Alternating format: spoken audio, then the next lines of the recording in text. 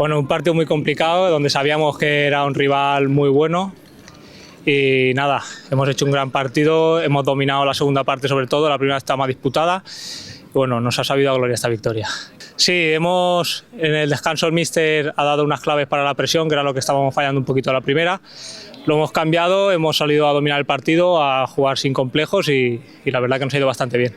Eso gracias a Joaquín, al cuerpo técnico, el balón parado que nos mete mucha caña con ello y nada, un placer tener a este cuerpo técnico porque te lo pone todo muy fácil. Muy bien, la verdad que muy a gusto con todo el mundo, mi primer año aquí, la confianza del cuerpo técnico y del presidente me la dan plena y nada, intento todos los fines de semana darles esa confianza que me han dado.